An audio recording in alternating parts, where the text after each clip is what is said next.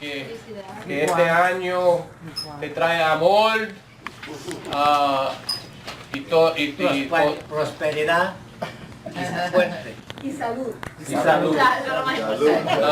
Amor, salud y tiempo para gozar. All right? All right. All right. Let me just tell you then about how we got formed briefly, and it's going to some of my remarks will be dealt with more in depth by Gisely Colon. First off, let me introduce to you some of the members of the board. There's Tony Nieves to my left. There is Gisely Colon, and there's John Rivera. And the fifth person, who is Milga Nadal, who is the chairperson. I am the president of the organization. We first got together to celebrate the 50th anniversary of the Puerto Rican Studies Department. And during that time, as we organized around the celebration of that event, we also decided that we wanted to do something together as a group. One of the obvious unifying force for all of us was the fact that many of us were alumni of Brooklyn College. Now, we did not make a requirement that you be a member of Brooklyn College, since there were many individuals who had worked with us in the past, who had assisted us in many different ventures, and who were not Puerto Rican, and they joined the organization. As part of the organization's goals, we wanted to focus on education, because through our members, we decided that we had to present something. We had to show that the need from an asset-based approach, which other individuals will talk about in more depth, an asset-based approach, how education was adversely affecting many of our youth. I was taken aback by the fact that when I went to school in Brooklyn College, approximately 30% of the Puerto Rican youth were failing to graduate on time, and 30% were dropping out, as a matter of fact. That percentage has not changed in any regard, okay? In a period of approximately 50 years. We decided then to present the issue from, and one of the things that we did was we did what's called not a white paper. It's on our website. Typically, when you talk about issues affecting the economy or whatever, somebody comes out and says, well, we're going to do a white paper about it. Our approach was we were going to say, no, this is not a white paper, because this is not white people writing about our condition, okay, so to speak.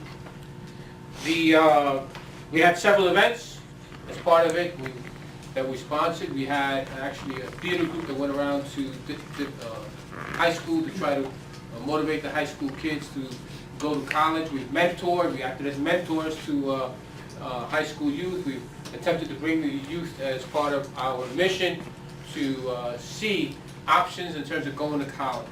Not surprising, when we went and spoke to the kids, they didn't even know there was a Brooklyn College, all right?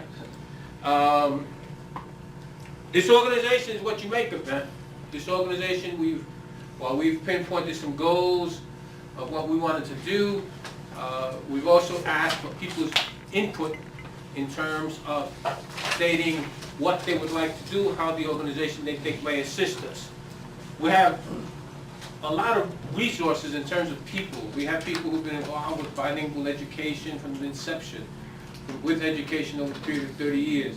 We have Professor Nadal, we have Milga Nadal, we have Deborah Norat here, who's actively involved in the school system for many years. You have people who are involved with regard to healthcare, like Tony Nieves, who's a pharmacist. He regularly schedules trips to the Caribbean to provide health care for people in need of it. So our members have participated in many events. I mean, I was involved in the legal field for more than 30 years. So we come from varied backgrounds.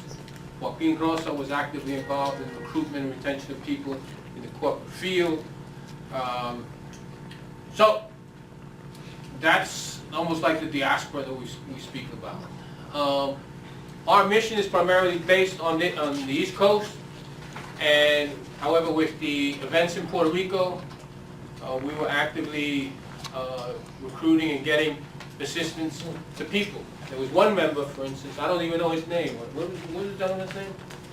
Milga, the muchacho who was washed out in PR? Juan Ocasio. Now, Juan Ocasio was a former president of PRA. I don't know him, I never met him or whatever. But I do know that he did good work for the organization when he was here. He got washed out in Puerto Rico, he lost everything.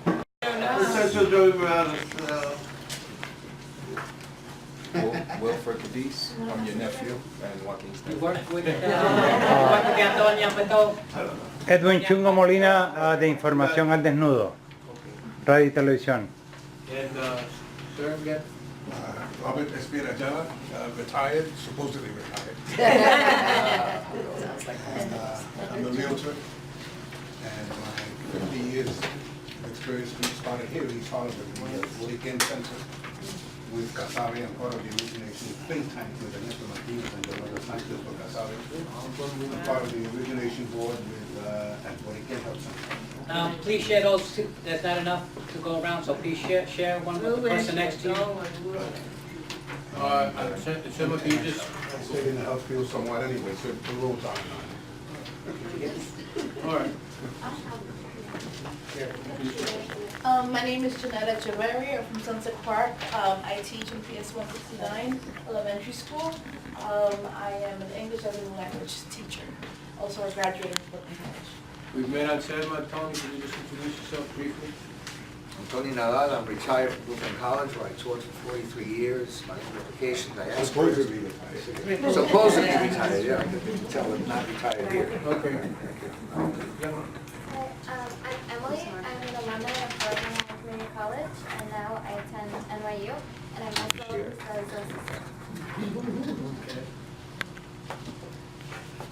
Cesar. I'm gonna practice this real fast, so. The cat in the hat. Cat in the hat. My name is James, but in Spanish, as I grew up, and in Colombia, they call me James. They always misconception with Jaime. Jaime to me was Jamie, so I get that a lot. Jaime, Jaime, Jaime. I'm like, oh my God. So, from here on out, if you're gonna call me, but in Spanish it's James. Like hummus, James. James. I finally overcame my fear. I am also the MCC alumni, and I'm an undergrad at NYU as well. My name is Americo Casiano Jr. I'm an artist, writer. I have a book. I've been find a collection of works. That's basically my field. But I'm also have 22 years in arts and community administration. My degree is in public administration with a concentration on executive management, and I'm about to enter to get a master's in taxation. Debbie? I'm Debbie Norat. I am also supposedly retired, and I still work with the Department of Ed. I've been there for 34 years. I've done some adjunct work at Brooklyn College, and I've been with Alchemy since the onset of the organization. And moving forward, I'm hoping to connect with all of you in different ways in the success, in proceeding forth in the success of Alchemy. Milga Morales Nadal, SR is supposed to be retired, which is going back.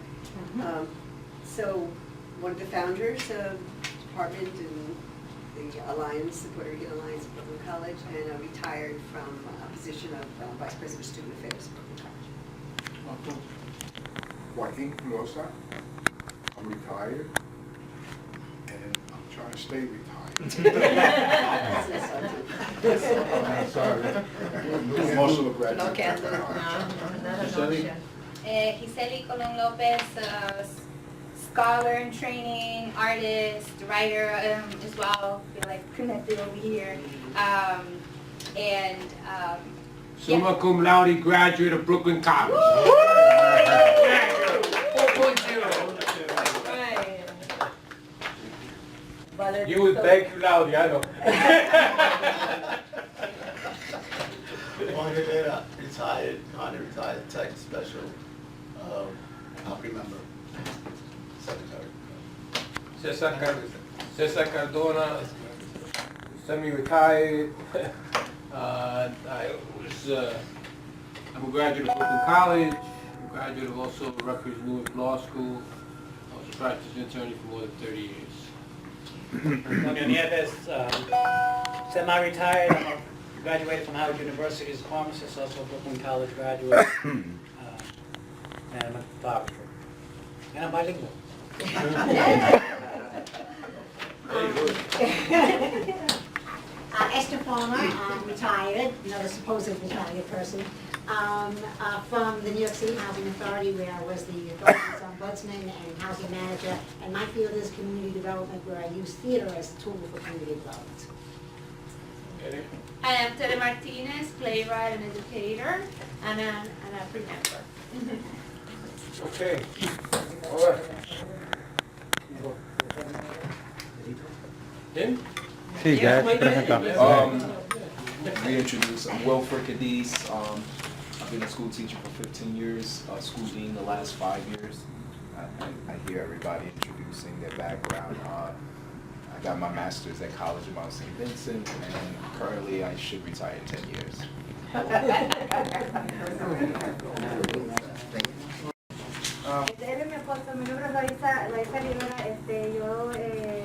I'm the chairperson of the Oscar Mandela Committee.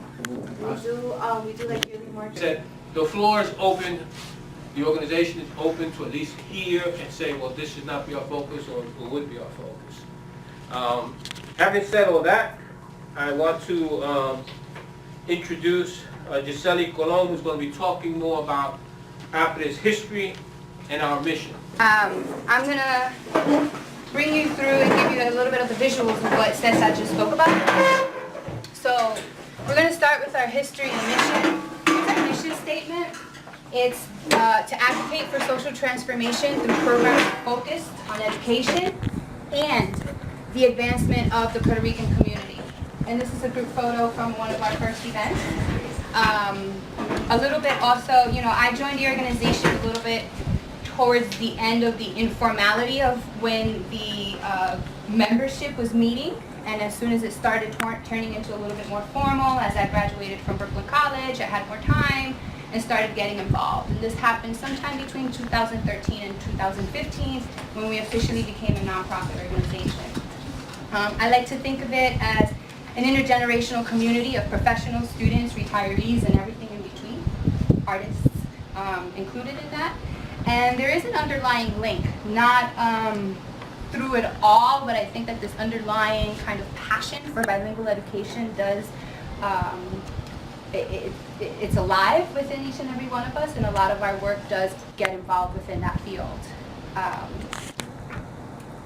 And we focused on an asset-based approach, and I just want to read a little bit from our Not a White paper and talk about and just share what asset-based means. It's used a lot within the field of education and how we think of our children, how we work with our children, and how we think about the future of our children. But this asset-based approach comes into many different disciplines as well. So as you hear about it through the eyes of education, you can think about it as in your particular fields as well and how it impacts you. So these approaches, the asset-based approach, have existed for many years. In the Puerto Rican community, one of the most famous asset-based approaches was Aspira, a high school honors program founded by Dr. Antonia Pantoja. Her work focused on giving students a sense of pride in the significant historical contributions of the Puerto Rican community. We must invoke Einstein's observations on the insanity of doing things the same way and failing over and over. In addition, the deficit model, which is the opposite of the asset-based model, is an example of using the same tools to solve a problem that was created with the problem to begin with. Our youth and everyone here and everyone within the community have amazing assets and strength. In a school environment, these assets would include a rich and complex history of anti-colonial struggle, the bilingualism of the students and or teachers, the strength of culturally competent teachers and administrators, an active and engaged parent body. Our youth love culture, spoken word, music, they love to perform and to act. These are all assets they already possess and they bring to the world. They want to help their families, their siblings, and their friends. And when I hear that, I think of people saying they're dropouts or they're not finishing school. They have commitments. They have ties to their families sometimes that brings them to make different decisions that contribute to these deficit-based narratives that we usually hear about. These are building blocks on which young people can develop. I started with the asset-based, going with the asset-based approach. We're going to talk a little bit now on the deficit model. The history of the deficit model has taken a heavy toll on the education of Puerto Rican children in particular. In addition to all the diagnoses associated with poverty, Puerto Rican children have been made to feel that their bilingualism is a deficit. In the early years of the struggle for bilingual education, which in New York City was led by Puerto Rican activists, Spanish-speaking children were immediately dumped into remedial classes. Today, when multilingual is so coveted in the job market, particularly in a country that has 14 million Latinos, the culture of deficits has created the environment where some Spanish speakers are made to feel that their language is just for the home and not an asset anywhere. By embracing an asset-based approach, we are by no means denying the impact of poverty, racism, inequality, and lack of opportunity. In fact, the deficit model has exacerbated the very serious consequences of poverty and racism. It has made our young people feel helpless and powerless in the face of all their so-called deficits. Too often, our youth and families feel they have nothing to offer. So that's a little bit of what we wrote about in our Not a White paper. Everyone that's kind of new here today or starting, potential for a new membership and here to kind of learn a little bit more about the program, I handed out packets.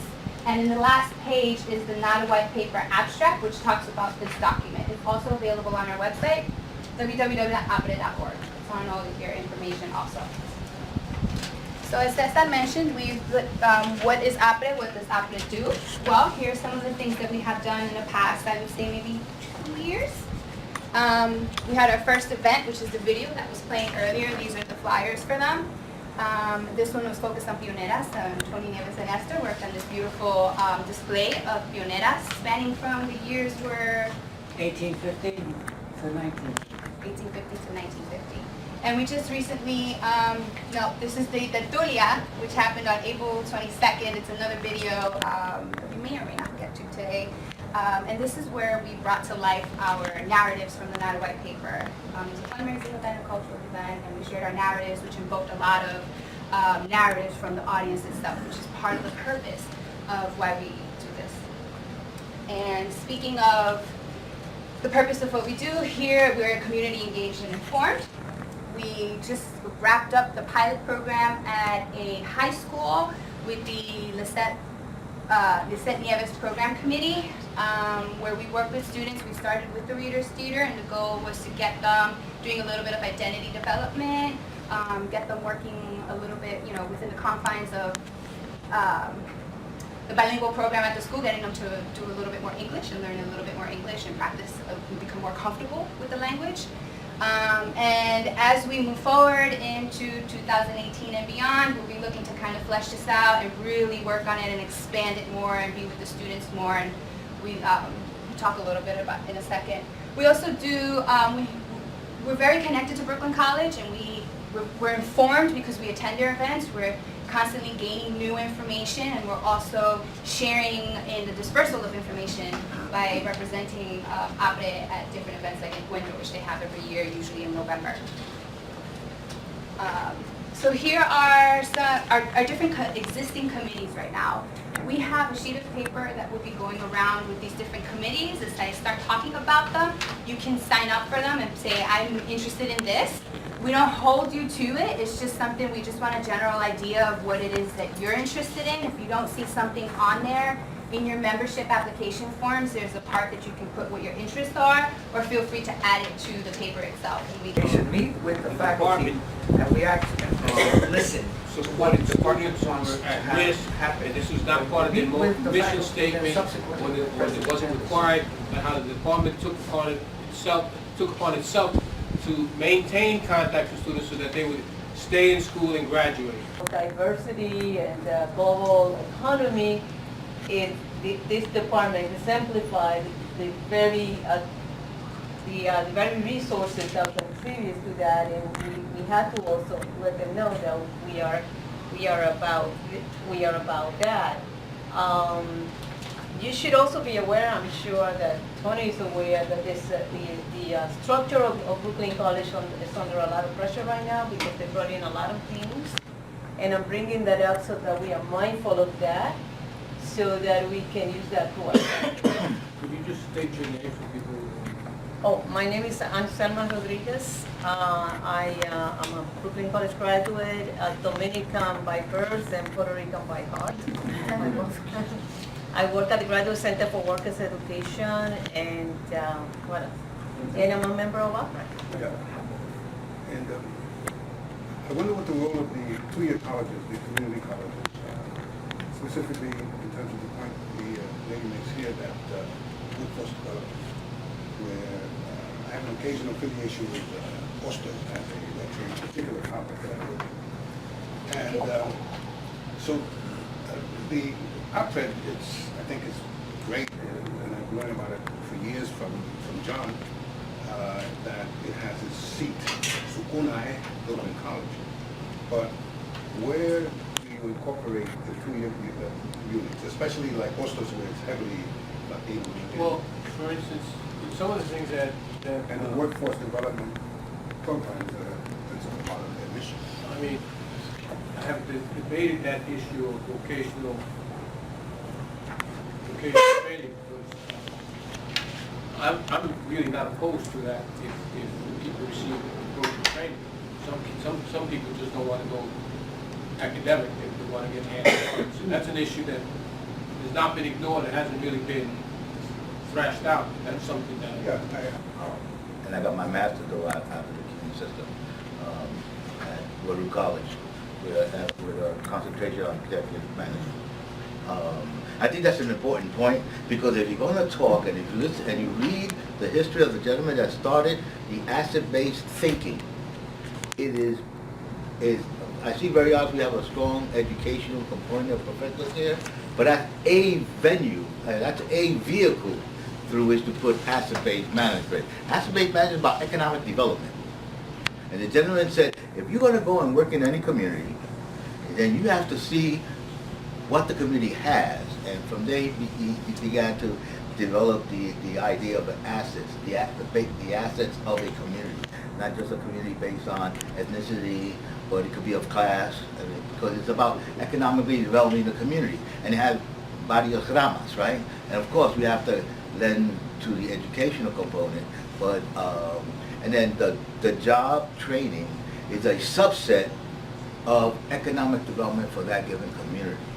And one of the things that we're going to use the asset-based analysis, then we better start analyzing what are our assets in the economic front. Because if you're going to say empowerment, that indicates that it's not just about education. You know, I'm not a professor. I don't work in the academic area. You know, I work in the arts, and I work in not-for-profit management. I was 9 years providing technical assistance to the communities through the Community Service Society.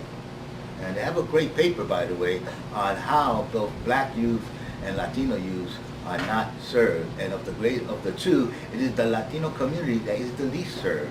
So if we want to have some ammunition, when you meet with the president, you should read that and have some of those statistics together with other statistics you got from the Puerto Studies Department, Latino Studies Department, that can give you a better rounding approach on why it's important to give us some tenured positions in Puerto Rican Latino studies. Conversations about immigration and, and so when it starts turning quite partisan, that's always where we get into this like hot water. So there is something to, definitely should be taking it up and having a good discussion about it, maybe in our next meeting would be helpful. Okay. IT skills, they're great because she helped put all this stuff together, man. All this, everything you see here, she was the one. She was the one who did it, all right? Except the logo. Except the logo. Then there's the Speaker Bureau. That's Tony Nadal. And the Speaker Bureau basically tries to get people to come speak to us. It's almost, I guess, maybe a tertulia format that we use where we have somebody speak to us and maybe discuss what's going on. It's not to speak to I mean, by the department has done work also that's been recognized, like this weathering the storm was really well received by a lot of people in terms of how do you deal with a disaster, and they use the example of Puerto Rico and the Virgin Islands and how and what arises typically when you get a disaster of that nature. What are the needs of the people? They were talking about the mental health needs. They were talking about what illnesses are common in disasters of this nature. I mean, people, I don't know if people are aware, but dengue has surged up in Puerto Rico. Overview and a summary of all the things that we generally do. Okay, one thing that I don't think I see in there is how we are provided with information.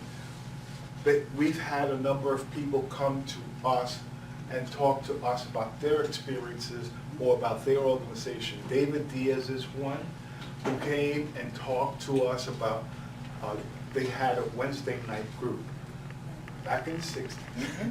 Back in the 60s. And, you know, he just basically gave us an overview of what that organization was, who were the players, how they, you know, what they accomplished, and some of the difficulties and some of the things that, you know, they had to encounter. Focus as to what we wanted to do as an organization. And from there we sprung into going into education and educating and empowering students. But that was the takeoff point.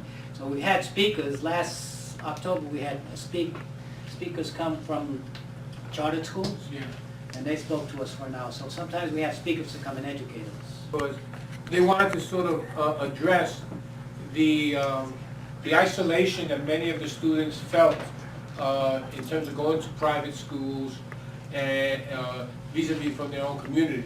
And there were, you know, several. I mean, there were people who came from Baltimore who traveled distance to wanted to speak to us because they had seen some of the program work that we had done, and so we established communication with them. And then there was La Escuelita, right? Yeah.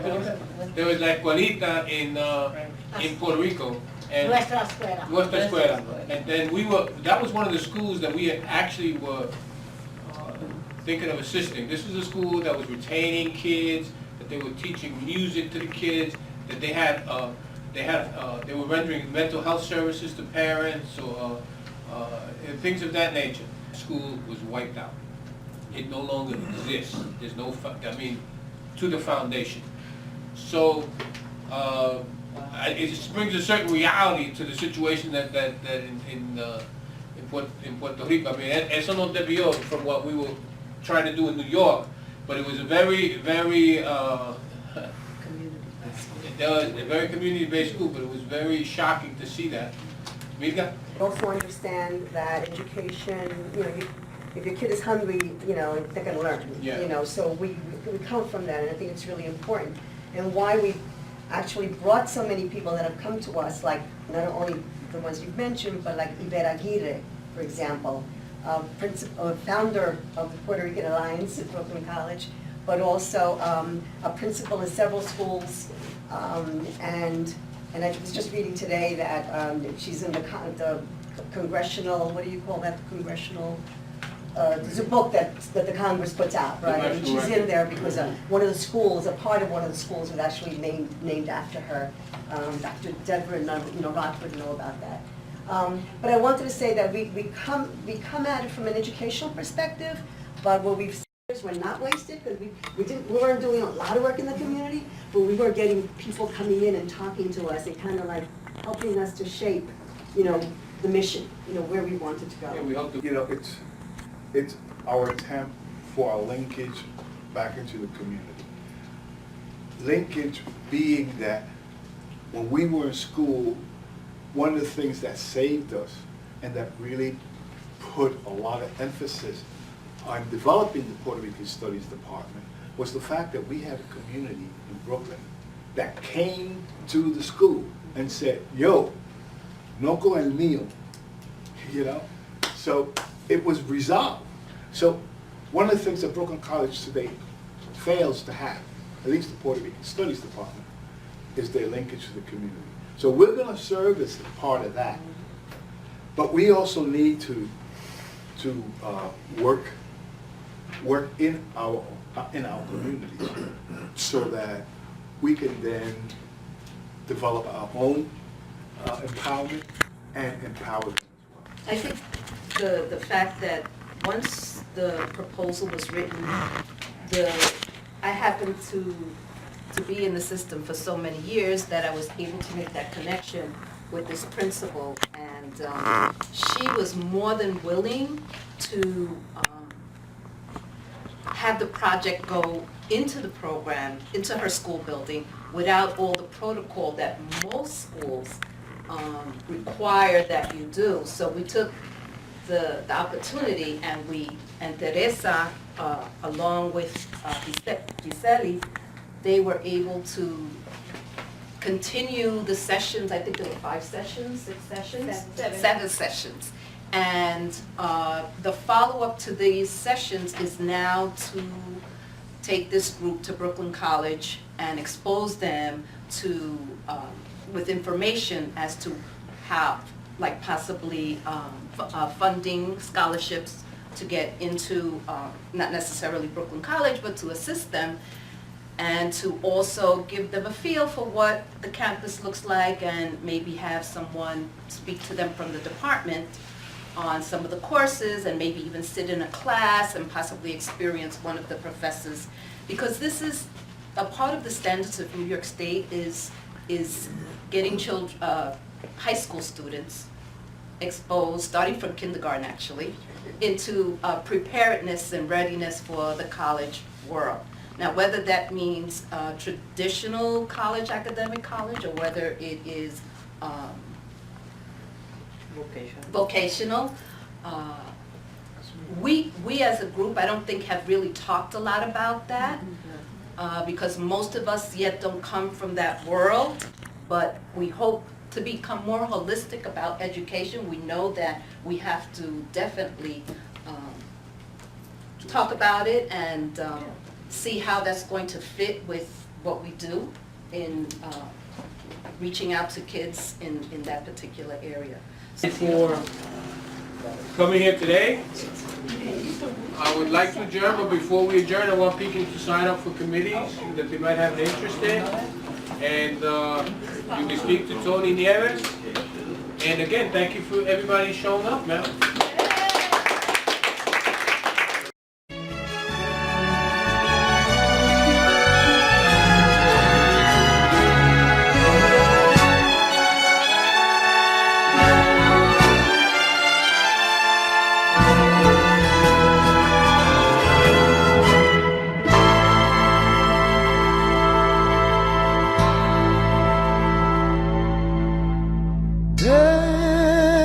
Despierta, borinqueño, que han dado la señal.